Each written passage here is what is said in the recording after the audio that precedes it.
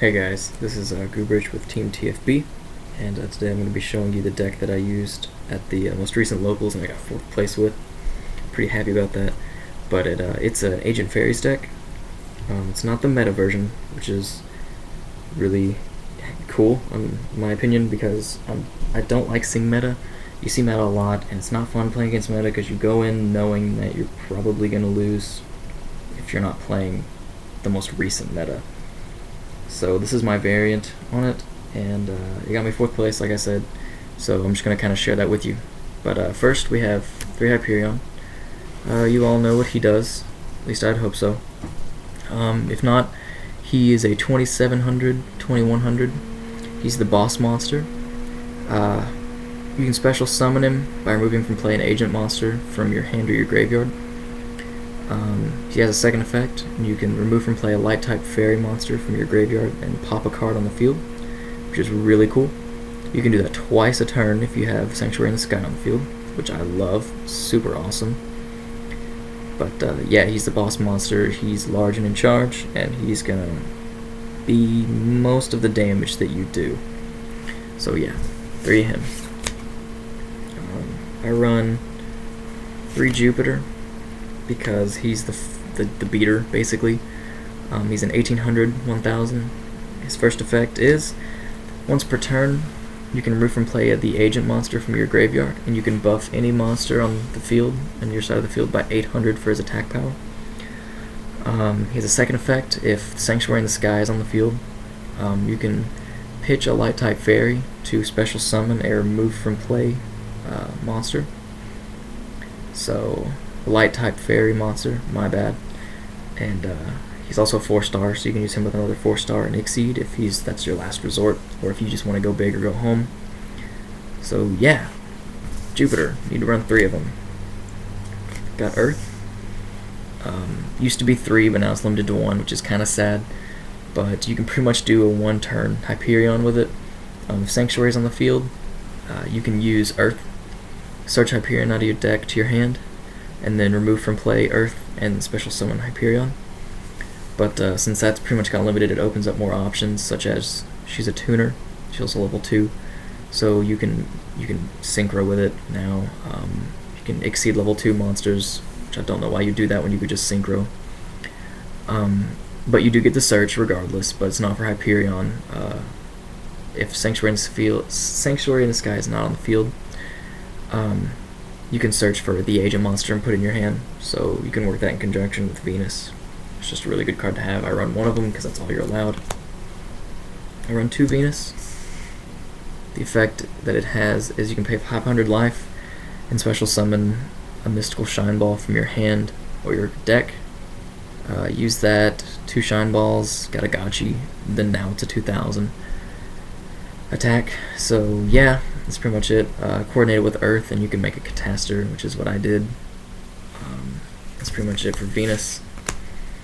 I run 3 Shining Angel. It's a search card.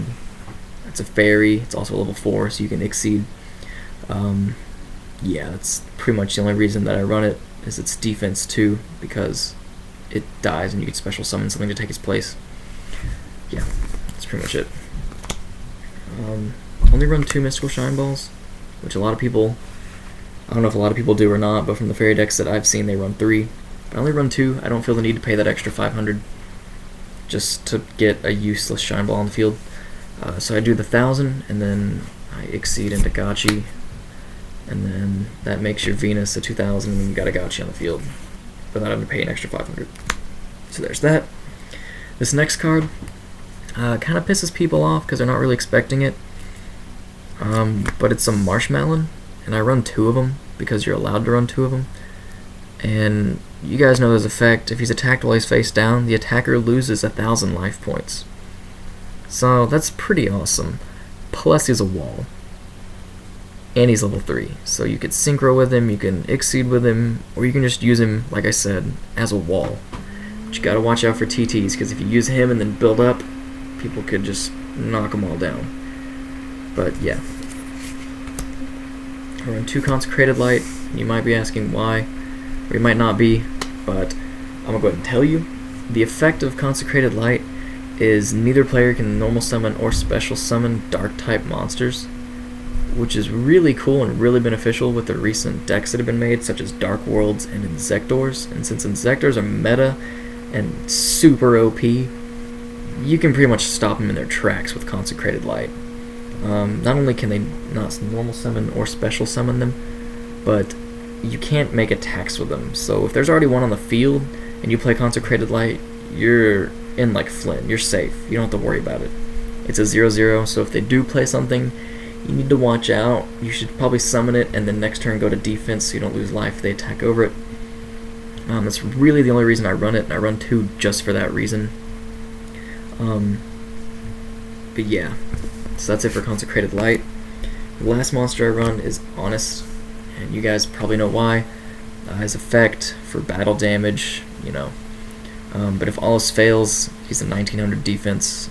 Just do that. Flip him, put him face down. They attack, flip him. They don't kill him, which is highly likely. As long as it's not an Exceed or a Synchro or a boss monster, you're good to go. And then your next turn, his effect is you can return him to your hand. So you return him, and if you draw a monster, play it, pitch him, you destroyed that monster that just attacked Honest, or any other high-level monster they have. So that's it for monsters. So now we're going to move on to magics. I play a Pot of Duality. You guys probably know what it does, but you get to look at the top 3 cards of your deck, pick one of them, put it in your hand, and then shuffle the other 2 into your deck. It's good draw power, it's good for shuffling your deck, maybe mix up something. All around it's a good card. They reprinted it in the Battle Pack Epic Dawn, which I just pulled it out of actually today. So I run a Pot of Duality, I run a Heavy Storm, I run 2 Smashing Grounds for aggro because I believe aggro wins games. Dark Hole, Monster Reborn, 2 MSTs, which I colored, 2 Sanctuaries in the Sky. I pretty much told you guys how beneficial they can be. Their effect also is any battle damage to the control of a fairy type monster from a battle involving the fairy type monster becomes 0. So if they attack over, say, one of your Shining Angels, they destroy it, you get the effect, but you don't take overlapping battle damage, which is really cool. I run 2 Valhalla, Hall of the Fallen. Pretty much, if you draw all Magic and Trap and say a Hyperion, and this card, you can play this card and special summon Hyperion, because if you control no other monsters on the field once per turn, you can special summon a light type fairy from your hand. That's it for the Magic and Trap. Now we're gonna, or the Magic, excuse me, let me move on to the Trap now. I run 2 Deep Prism, because defense is good.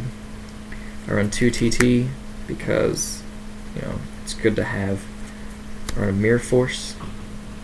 I run a Bottomless, just because I don't have the need or the room for a second one.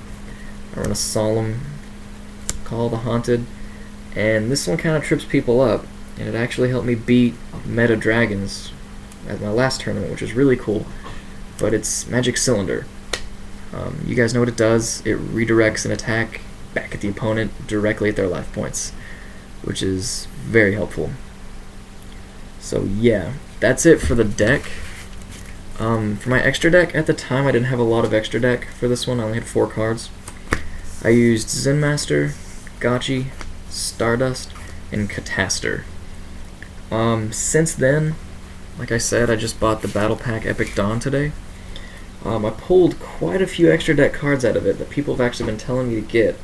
I pulled 2 Utopia, one being Starfoil, which is freaking sick. I pulled another Zen Master. I got 2 Leviathan Air Dragons, which is awesome. I got a Grinosaurus, you know, for funsies. And then I got another Gotchi. So that's 2 Gotchis that I can add to my plethora of monsters. So I might add that 3rd Mystical Shine Ball back in. It just depends. Probably not.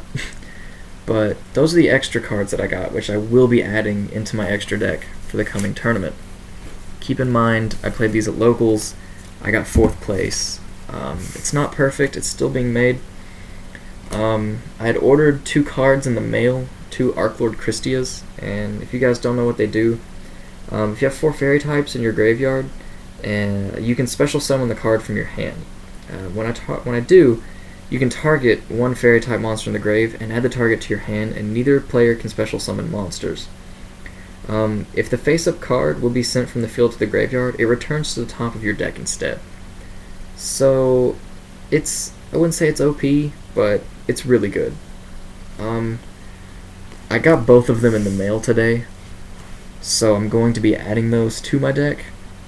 Like I said, I bought that battle pack thing today. I got this mat, I got those extra deck cards, I even got that Mirror Force that you saw. I replaced it with mine because it was a dark Mirror Force, it had the dark lettering and all that. But in my opinion, it's a good day for me because I've got this. So yeah, that's my deck, guys. Leave some comments if you want to, maybe some improvements or what you guys think. If you like the video, let me know. But yeah, I will be putting up other decks very, very shortly. Thanks, guys.